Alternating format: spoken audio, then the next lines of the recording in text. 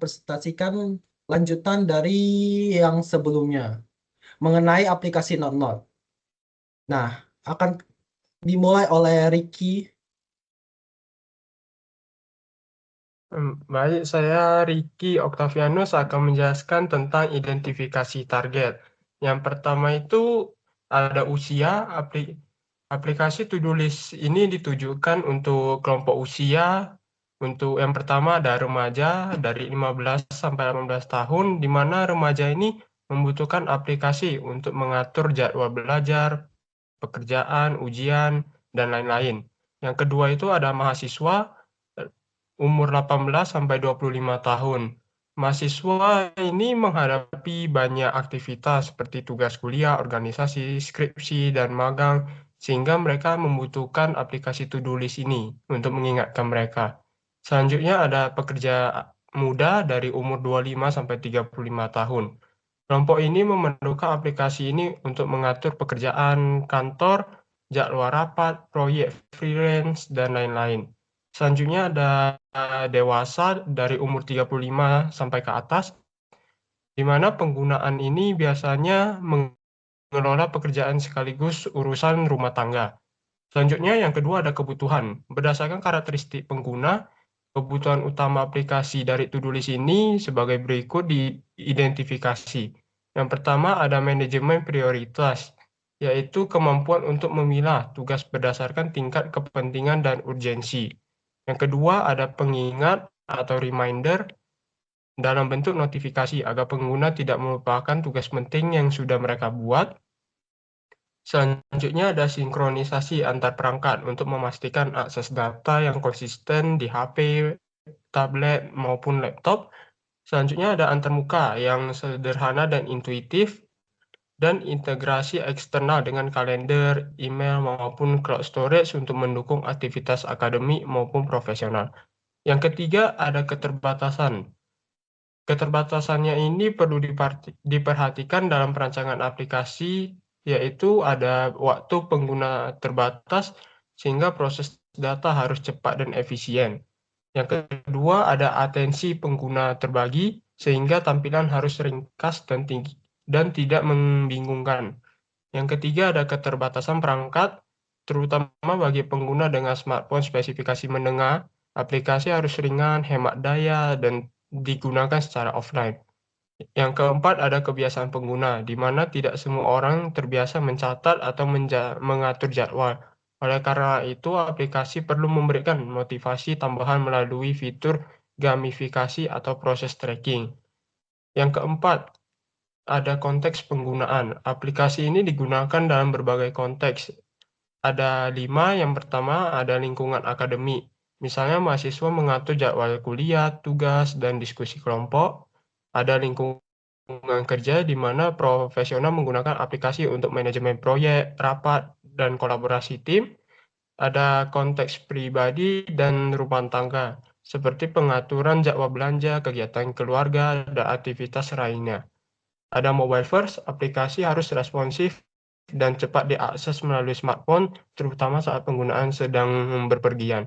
Multitasking digital, pengguna sering berpindah antar aplikasi seperti chat, email, kalender, sehingga to-do list harus mudah diakses melalui widget, quick add, atau notifikasi interaktif.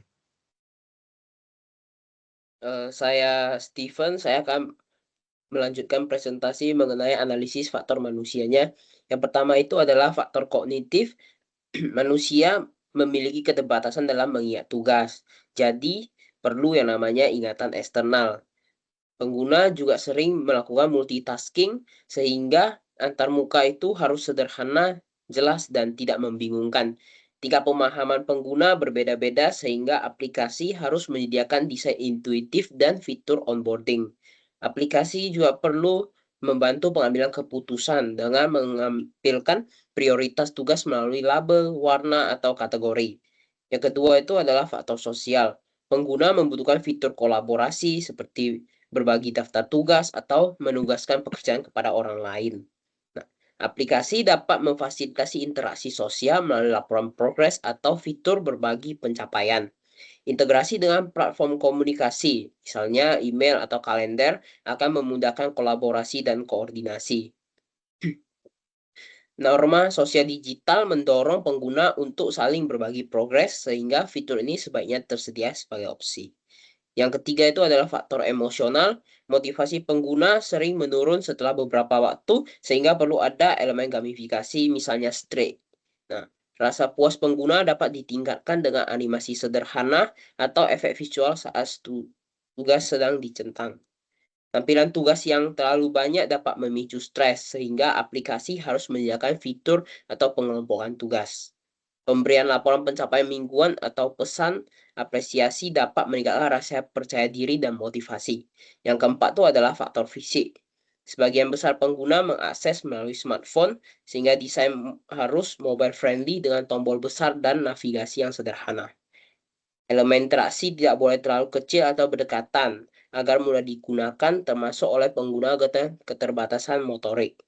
Aplikasi tetap mudah digunakan dalam kondisi dinamis, misal saat pengguna sedang bepergian atau multitasking. Aksesibilitas juga perlu diperhatikan, misal mode gelap, pengatur ukuran teks, dan dukungan screen reader bagi pengguna dengan hambatan penglihatan.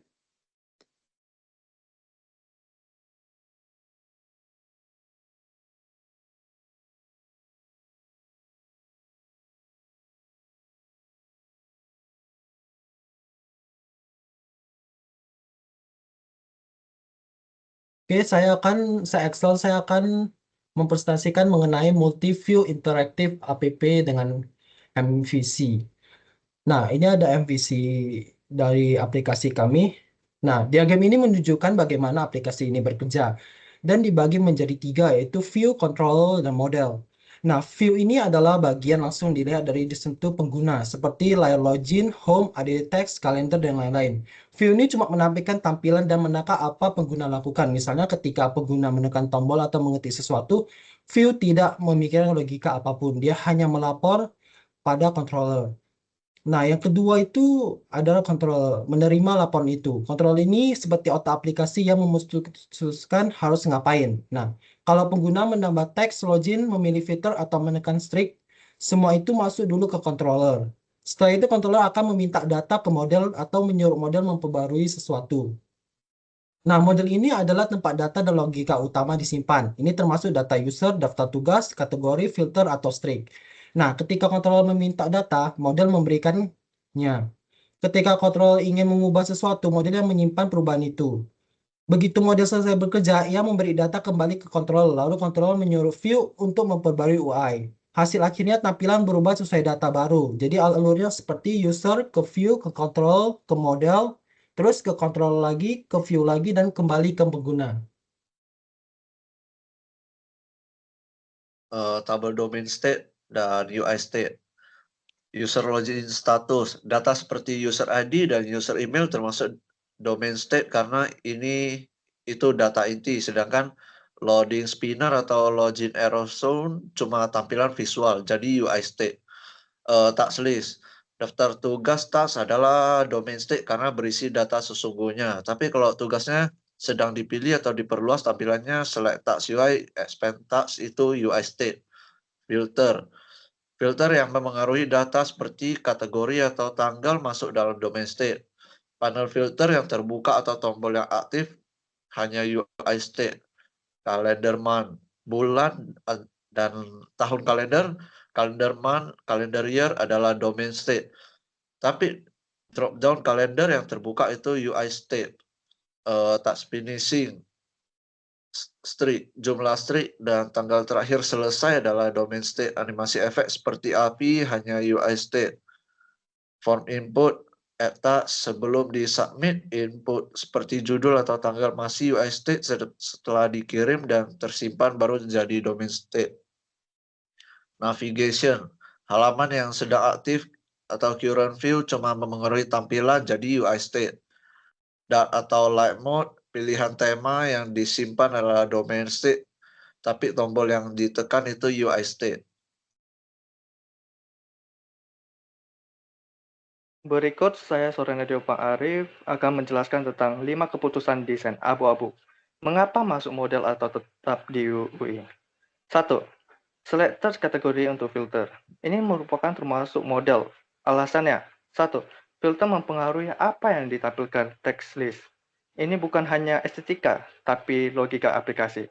Dan ini harus konsisten ketika user pindah halaman atau reload.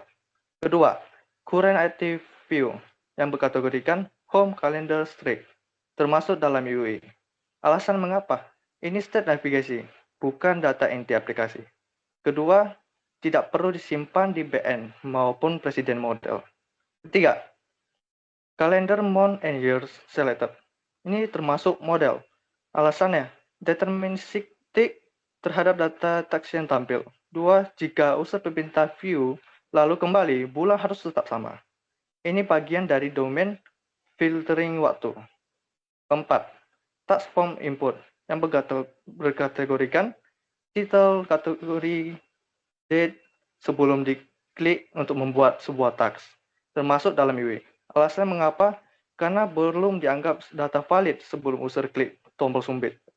Jika user membatalkan, tidak perlu mengubah model.